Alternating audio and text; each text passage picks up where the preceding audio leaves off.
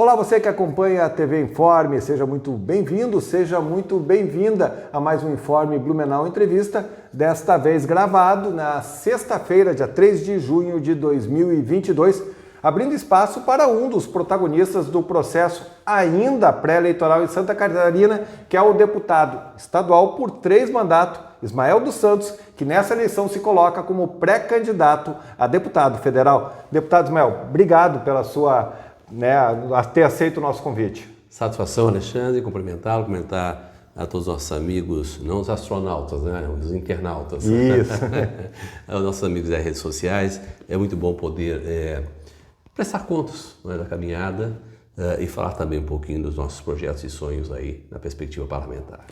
Já lhe pergunto sobre a sua atuação como parlamentar aqui na Assembleia Legislativa, mas a curiosidade é o que fez o senhor trocar de projeto, trocar uma reeleição praticamente garantida, o senhor está 3 mandatos na Assembleia, um anterior ainda bateu na trave, que foi um pecado, no momento que o senhor foi o deputado mais votado, acabou não entrando por conta da sua legenda. Por que o senhor trocou de projeto? Perfeitamente. Foram 3 mandatos de vereador, 12 anos em Blumenau, concluo agora um ciclo de 12 anos como deputado estadual, embora também tenha sido suplente durante 1 ano e meio, então vamos para quase 13, 14 anos aí na Assembleia Legislativa. E eu preciso confessar que nunca tive a vaidade de ser deputado federal. Muita gente incentivava, tal, enfim, tem que passar por Brasília, mas eu entendo que há muito que produzir na Assembleia Legislativa. No entanto, política é feita de cenário. E o cenário, há 6 meses praticamente, mudou radicalmente no que diz respeito aos segmentos aos quais eu estou ligado, a minha base eleitoral, e isso terminantemente me empurrou para um projeto em nível federal. Então, com a mudança do cenário, nós entendemos que estava maduro um projeto para uma busca de uma cadeira, das 16 cadeiras de deputado federal lá em Brasília, que Santa Catarina as tem. E aí nos preparamos do ponto de vista psicológico, do ponto de vista, digamos, até profissional, no fazer a campanha, no tocar os projetos e no buscar as pautas que realmente interessem a Santa Catarina lá em Brasília. Então, eu diria que foi uma manobra radical, né? Você bem colocava, teria uma eleição razoavelmente bem consolidada. Eu fiz 54 mil votos na última eleição, fui o 4º mais votado de Santa Catarina, e agora vamos ter que para uma eleição de 3 dígitos. Essa é a nossa meta, 100 mil votos. Acredito que no PSD 55, a partir de 80 mil votos, a gente consiga já conquistar uma vaga. Vamos fazer 2 com certeza, talvez uma 3ª vaga com os nomes que temos aí hoje apresentados como pré-candidatos. Então, a nossa meta é efetivamente 3 dígitos. Só para explicar para mim, para quem está nos acompanhando, que cenário é esse? Que mudança que aconteceu que lhe fez ser jogado, empurrado para essa decisão? Vamos lá. Primeiro, uma perspectiva partidária. Tá? Veio para o partido o deputado Hélio Costa, nós tínhamos já o Darcy e o Guide, portanto estamos com os 3 deputados federais. Veio o Paulinho Bornaus, que é um nome a considerar, a Marlene, que é deputada estadual, uma ampla penetração no oeste catarinense, nomes que fortaleceram muito a perspectiva de uma 3ª vaga. Né? E houve também um pedido do próprio presidente nacional, o Kassab, no sentido de que pudéssemos encarar esse desafio. Internamente, o segmento a qual estou ligado de forma muito histórica, que é o segmento evangélico, tinha uma representante, referendada, e que, por razões pessoais, tomou caminhos que não conferiam, não sintonizavam, não se alinhavam com a perspectiva deste segmento, e eu passei a ser o nome referendado pelo segmento. Né? Então eu não poderia também dizer não a essa perspectiva de uma vaga, né, supostamente que abriu, eu diria uma avenida, né, nos colocando aí numa decisão, tirando a perspectiva pessoal, a vaidade pessoal e colocando um projeto coletivo no jogo. O senhor refere-se, obviamente, à deputada federal Giovânia de Sá, que houve, né, uma diferença com as lideranças religiosas. O senhor falou do seu partido, das pessoas que entraram. O que o senhor está colocando como virtude, eu ia lhe perguntar se não é um problema, porque, como o senhor disse, o PSD deve fazer 2, deve fazer 3, mas a disputa é encardida, porque o deputado Hélio Costa foi o deputado mais votado na última eleição, o Paulinho Bornhausen tem uma projeção, a deputada... Marlene. Também é uma deputada bastante conceituada, e fora que quem tem mandato de federal tem sempre uma largada boa, ou seja, o senhor está colocando como uma virtude, mas é um desafio tamanho de um bonde. Vamos lá, nós estamos com 5 milhões e 200 mil eleitores em Santa Catarina, hoje todo partido tem que lançar sua nominata, cada 180 mil faz no federal, cada 80 no estadual, essa é a matemática, né? Nessa perspectiva eu entendo que eu, Guide, Darcy e Marlene podemos fazer as 2 vagas, né? O Hélio Costa com o Paulinho Bornaz podem fazer uma terceira vaga. Então essa é a matemática que eu estou fazendo entre os nomes, digamos, que têm mais relevância ou estão mais na tela aí hoje dentro do partido. Então o deputado Guide fez em torno de 63, 64 mil votos, o deputado Darcy um pouco menos que 70 mil votos. É claro que com 4 anos de mandato eles, né, ampliaram sua rede, sua fronteira e devem passar de 80 mil. Mas eu tenho o sentimento de que qualquer um desses que aí estão, que conseguirem passar essa fronteira, essa régua de 80 mil votos, garante uma vaga. Mas para ficar tranquilo, 100 mil. Quais são os seus predicados desses 3 mandatos na Assembleia Legislativa que o senhor traz que podem lhe qualificar para pedir o voto do eleitor? Nós temos uma ação muito pontual e absolutamente rastreada em todo o Estado, talvez diferente de muitos deputados que são regionalizados, né? Eu fiz voto em 286 municípios, então isso ajuda muito. Só para os nossos amigos terem uma ideia, no último ano, 2021, nós conseguimos beneficiar, através das emendas impositivas, 154 municípios, levar recursos, né? Em especial para a nossa região, do Vale do Itajaí, onde eu faço 50% dos votos, e, por que não, Blumenau, onde tivemos a satisfação, nos últimos 4 anos, de trazer mais de 6 milhões de reais em investimentos. É uma média aí de 1,2 milhão por ano nós temos trazido. 2021 realmente foi muito pródiga a nossa atuação. Trouxemos, começando com a concretização do Parque das Itopavas, 1,8 milhão, foram 800 mil para restauração de ambulatórios, foram 800 mil para 15 academias ao ar livre, em 15 bairros da cidade, foram recursos para os hospitais, 500 mil para o Santo Antônio, 500 mil para o Santo Isabel, estou falando só de 2021, né?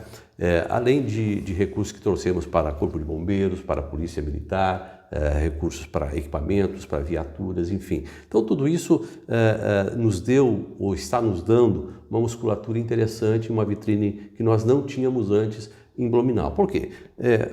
Foi sempre congestionada a eleição para deputado estadual em Blumenau, né? E eu tinha um adversário, amigão meu, né, Jean Kuma, muito próximo, né, e que, inclusive, era o detentor do partido em Blumenau. Com a saída do Jean, abriu essa brecha para nós, né? Nós ocupamos esse espaço do Jean Kuma a partir da sua derrota na última eleição. Então, isso está nos fazendo um caminho, o inverso, né? Eu fiz, não é, na última eleição, 54 mil votos, dos quais apenas 6 mil votos em Blumenau. Era a minha próxima pergunta. Então agora nós estamos fazendo o caminho inverso, né? Queremos reforçar, nossa meta é 15 mil votos em Blumenau, né? De 15 a 20 mil votos. Eu digo que tem espaço para isso, são 240 mil eleitores, né? E com essa nossa ação muito presente, muito pontual, não é? Em questões ligadas à mobilidade urbana, à saúde e à educação no município. Pois é, a minha pergunta era essa. Talvez o grande desafio, né, é ser reconhecido como um candidato de Blumenau. Eu estava fazendo uma pesquisa, o senhor falou que quer fazer 15 mil votos, mas na eleição de 2010 o senhor fez 13.891, se eu não me engano. Em 2014 caiu, 12.845, e o senhor falou agora, 6.798 votos em 2018. O senhor foi vereador, 3 mandatos Sim. aqui, o senhor foi secretário municipal, é bastante conhecido, mesmo assim a sua votação diminuiu. Por outro lado, aí ao seu favor nesse caso, Blumenau está carente, está pedindo, pelo amor de Deus, para ter candidato a deputado federal, representação em Brasília. Então, é um desafio, né? Tentar reverter essa queda e tentar buscar essa identificação. Por outro lado, o senhor tem esse caminho aberto das candidaturas para deputado federal. Eu até diria que essa tela, né, ela fica muito serena de ser interpretada quando você pensa na perspectiva de estratégia. Foi uma estratégia, por exemplo, na última eleição, eu saí de Blumenau. Se eu ficasse aqui, eu teria perdido a eleição. Entendi. Com o tsunami 17, foi o que aconteceu com o Jean. O Jean concentrou em Blumenau e aí não teve fôlego fora. Quando eu vi que havia efetivamente um mercado fechado em Blumenau, eu decidi sair para fora. Sair e buscar voto nos 290 municípios praticamente. E que deu resultado. Que deu resultado. Então, isso também prejudicou, é claro, a minha não presença em Blumenau. E agora, nesses últimos 4 anos, a gente vagarosamente, mas de forma estratégica, estamos fazendo o caminho inverso, saindo de fora, onde já garantimos uma votação razoável, para buscar o que de fato podemos fazer aqui em Blumenau, no que diz respeito a números. Quais são as suas dobradinhas? A gente normal, se trabalha com várias dobradinhas, ainda mais do candidato a federal, mas quais são as suas dobradinhas estadual? O senhor já teve em evento com o vereador Marcos da Rosa, que é pré-candidato a estadual, tem uma sinalização aí com relação ao ex-prefeito de Blumenau, Napoleão Bernardes, que é do seu partido. Com quem o senhor vai trabalhar aqui em Blumenau? Eu tenho vamos lá, eu preciso colocar isso em nível estadualizado. Nós temos hoje uma parceria com 10 candidatos, de forma muito transparente, muito tranquila, muito serena, né? E até, diria, multipartidária. Por exemplo, com o Marquinho, a questão do segmento. Com o Napoleão, a questão do partido. Vamos fazer uma boa parceria, com certeza, aqui em Blumenau e na região. Falo, por exemplo, da cidade de Indaial, onde o diretório do PSD nos apoia. E apoia o candidato Napoleão. Gaspar, a liderança do PMDB, a partir do prefeito Kleber Vandal, está conosco, porque é de uma caminhada de amizade e inclusive era pré-candidato com uma dobradinha desenhada. Então são coisas que a gente tem que ter na tela, que vão nos favorecer. Mas em Blumenau, basicamente, o Marquinho e o nosso amigo Napoleão vamos estar encarando aí segmentos e pautas distintas. Quais são os seus projetos para a Câmara dos Deputados? Eu acho que é preciso concentrar aí em 3 áreas, certo? Primeiro, uma pauta de valores, que nós adotamos, e isso há 30 anos na vida pública temos buscado ser regidos e pautados por esses princípios e valores. Segundo, há uma necessidade de um pacto federativo urgente, não é possível. Mas isso eu ouço há 40 anos. Mas vamos lá. O exemplo clássico é 2021, mandamos 77 bi, voltaram 7 bi. Por quê? Está faltando voz em Brasília. Não é possível.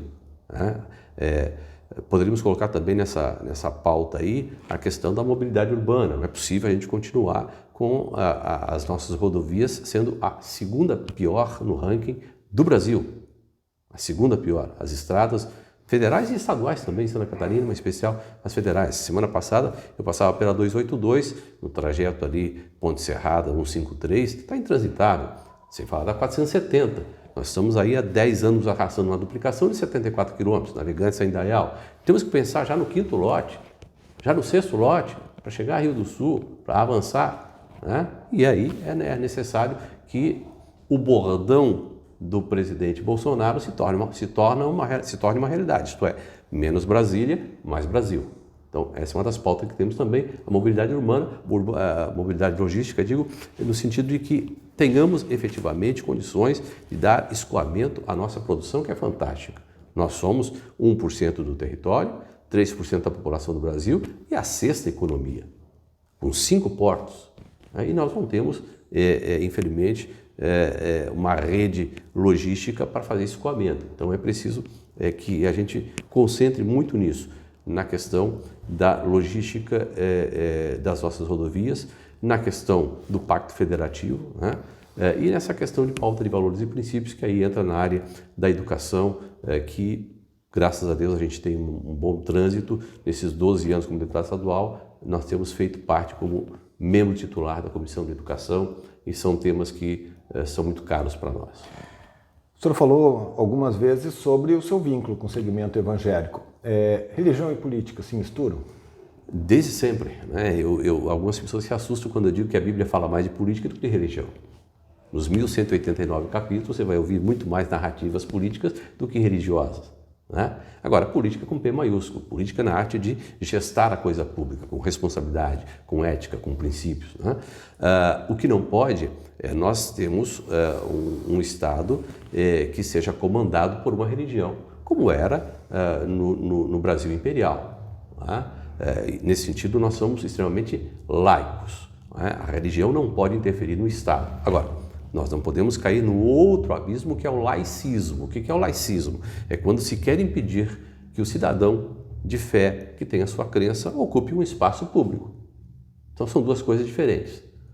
Defendemos o Estado laico, mas somos muito taxativos nessa perspectiva de que não podemos permitir o laicismo. E eu falo aqui de um exemplo clássico. Meu filho mora na França, é casado com uma francesa, é um cidadão francês, inclusive votou no Macron na última eleição.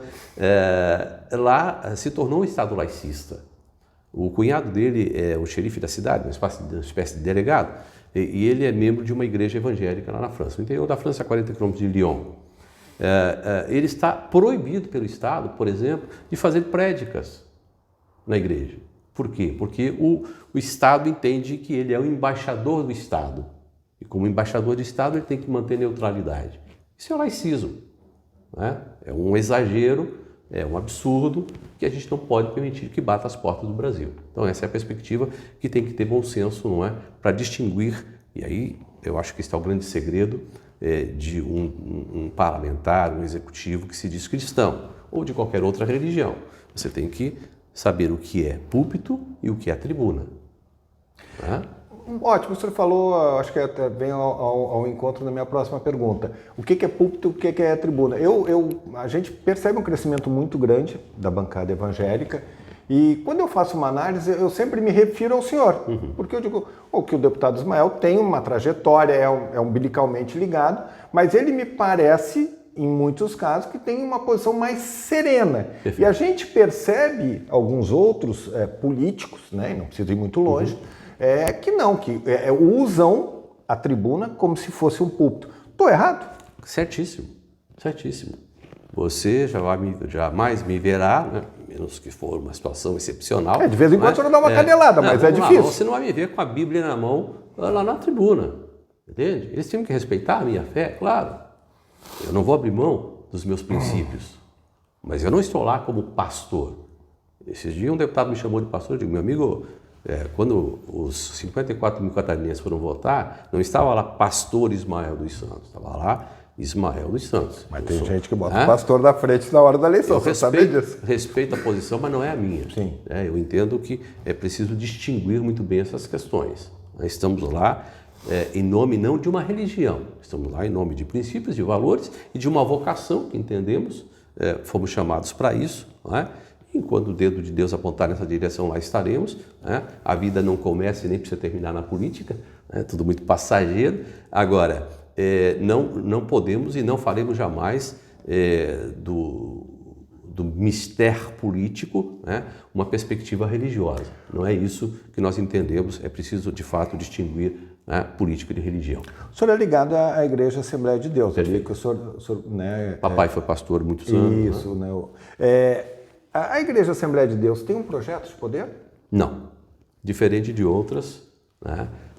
A Assembleia de Deus entende que o cristão precisa ocupar todos os espaços de poderes, seja na política, seja na saúde, seja na educação, seja no judiciário.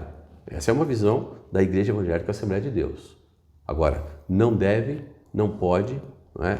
Embora alguns de forma singular, não é excepcional, tenham essa visão, mas não é a visão da instituição Igreja Evangélica Assembleia de Deus. Você tem que estar lá em nome da sua chamada.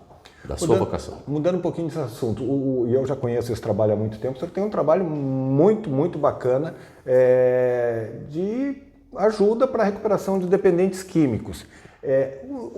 O senhor acredita que a sociedade, fora as pessoas envolvidas diretamente, as famílias, que são milhares, mas ela reconhece isso? Porque eu já conheci o seu trabalho aqui em Blumenau, e sei da sua tarefa. O senhor chegou a fazer um anuário, não sei se é essa a palavra, fez um mapa da questão da dependência química em Santa Catarina.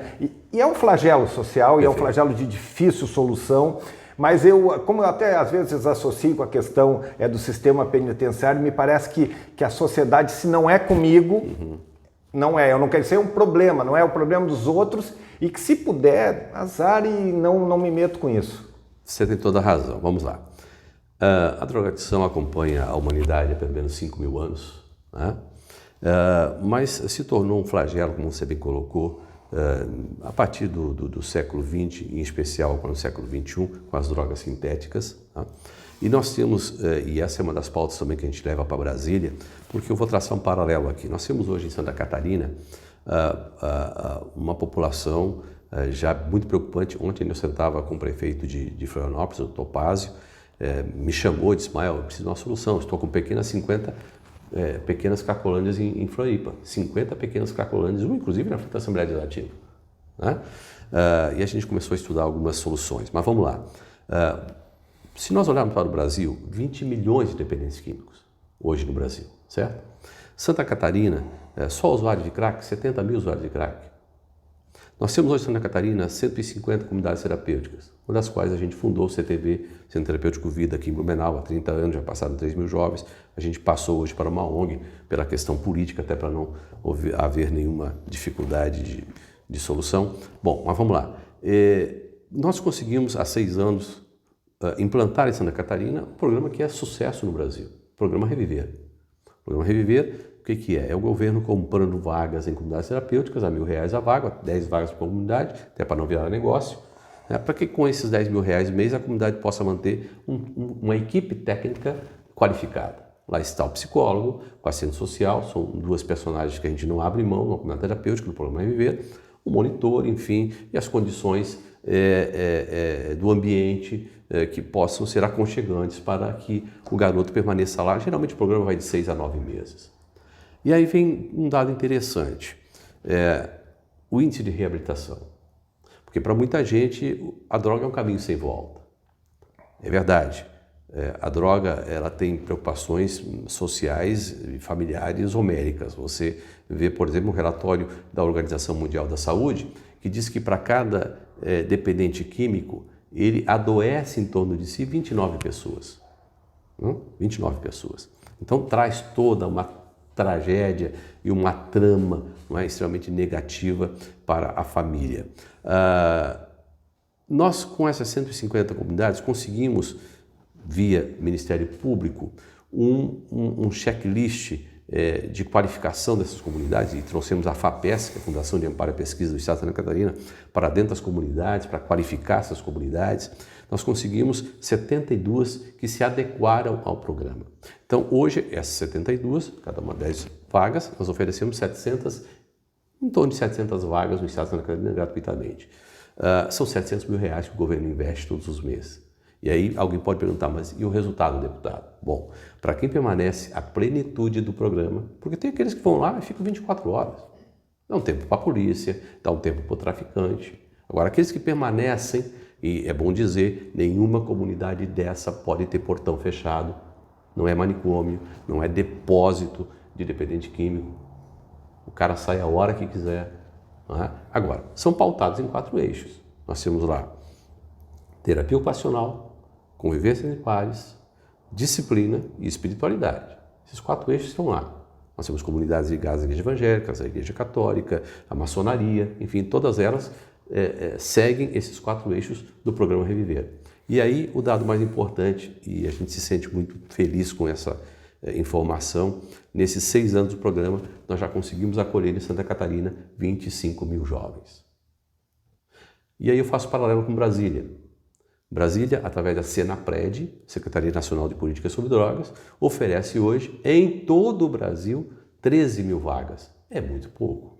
Se nós oferecemos 700 em Santa Catarina, 1% do território, 13 mil vagas não é nada para 20 milhões de dependentes químicos. Então, essa também vai ser uma pauta que nós queremos levar, inclusive, está no meu sonho, no meu projeto, ser deputado federal, de transformar a atual frente parlamentar que existe lá em uma comissão permanente. O Congresso merece uma comissão permanente para tratar da drogadição no Brasil. Para encerrar, bate-bola rapidinho. Qual é a sua avaliação do governador Moisés? Ao longo desses 3 anos e meio, o senhor já esteve de longe, já esteve perto, agora parece que está quente, está frio. O que acontece, né? Todo mundo sabe, a sociedade acompanhou, os 2 primeiros anos o governo se fechou, né, hermeticamente, não conversava com os deputados, os próprios secretários tinham dificuldade de relacionamento, poucos deles nos recebiam, né? Com a questão do impeachment, o jogo mudou, né? Ele teve que descer do pedestal, isso eu falei para ele, por isso estou aqui falando puramente, teve que descer do pedestal, teve que conversar, teve que se relacionar, não é? É esse o papel do executivo, essa interação, não é, republicana, e felizmente a gente conseguiu avançar muito, e se deve muito a um garoto do PSD, o Heron Giordani, né, que é expert na área jurídica, um exímio político, né, consegue fazer essas duas perspectivas, né, e trouxe para próximo do parlamento o governo. Agora, o parlamento foi intensamente protagonista de todas as ações do governo, principalmente durante a pandemia, né. Nós fomos muito parceiros, né, não só equacionando recursos, devolvendo recursos ao Estado, né? Por exemplo, na pandemia foram mais de 30 milhões que a Assembleia Legislativa aplicou na saúde do Estado, né? Então, são ações como essa que nos aproximaram do governo Moisés. E agora, é claro, na perspectiva política eleitoral, há um distanciamento natural, né? Cada um buscando o seu caminho, né? Sem perder a perspectiva da governabilidade. Afinal de contas, o governador Moisés é governador até 31 de dezembro. E aí é preciso que se mantenha o diálogo e a relação. Avaliação do Plano 1000? Eu faria diferente. Não tenho, mais uma vez, não tenho essa vaidade de ser governador de Santa Catarina, mas vamos lá. Eu investiria numa obra, por exemplo, por que não a Ferrovia do Frango? Por que não ligar São Miguel do Oeste ao Porto de Itajaí? 7 bilhões, que é o que se espera investir com o Plano B. Com o Plano 1000. Né? Com 7 bilhões eu faria a rodovia, a ferrovia, escoando toda essa economia do oeste catarinense para os nossos portos e tenho certeza que meu nome ficaria na história. Mas o governador optou por municipalizar e eu espero que consiga, é claro que é um plano para 5 anos. Né? Então, quem vai colher é o próximo governador. Sua avaliação do mandato do presidente Bolsonaro? Ele erra em algumas questões de pronunciamentos, de posicionamentos e acerta em outros que me são extremamente importantíssimos. Na ética, na questão da não corrupção, não é? Do não conchavo, acho que poderia ir um pouquinho melhor se tivesse um quadro mais qualificado de ministros, né? Teve alguns equívocos, talvez mais clássico seja o próprio Ministério da Saúde, o Ministério da Educação, 2 ministérios importantes em que tivemos aí 3, 4 ministros, né? Isso foi um equívoco no governo Bolsonaro, mas não tenho nenhum constrangimento em dizer que nesse momento é o melhor quadro que nós temos para a reeleição. O senhor falou com Chaves, mas ele está mergulhado no Centrão. Então, na questão de ética, tem muita dúvida sobre a questão das rachadinhas, os envolvimentos, o enriquecimento dos filhos em especial. Bom, aí você fala de uma perspectiva pessoal, bem colocado, né? Familiar, né? Eu estou me referindo efetivamente ao governo, né? Aos ministérios. A gente não tem provas de escândalos de corrupção como havia, né, em outros governos, né? E falo aqui da saúde, falo aqui da educação, né? Embora tenhamos alguns respingos aqui e acolá, nada que comprometa a ética do governo Bolsonaro. Deputado estadual Ismael dos Santos, deputado por 3 mandatos, agora pré-candidato à Câmara dos Deputados. Obrigado pela sua deferência com o Informe Blumenau Entrevista. Boa sorte na empreitada. Eu sempre digo a todos que vêm aqui que não é qualquer um que bota o nome para bater, bota o nome a ser avaliado pelo eleitor. Boa sorte. Obrigado. Colocando nosso gabinete à disposição, até 31 de dezembro estamos lá na Assembleia Legislativa, 48, 32, 21, 25, 77. Lembrando que eu atendo toda segunda-feira, nesses últimos 10 anos, aliás, nesses últimos 12 anos, no mesmo lugar, Rua Paraíba, 265. O gabinete funciona de segunda a sexta, né? Mas eu estou lá toda segunda-feira, porque terça, quarta e quinta temos que estar na Assembleia Legislativa e sexta, sábado e domingo a gente continua percorrendo o Estado, buscando cumprir a nossa missão parlamentar. Mais uma vez, obrigado ao senhor e obrigado a você que nos acompanhou. Esse é o Informe Blumenau Entrevista, abrindo espaço para todos aqueles que querem ser protagonistas do processo pré-eleitoral, para que você, eleitor, tenha o melhor discernimento para fazer a sua escolha no dia 3 de outubro. Um grande abraço, até a próxima!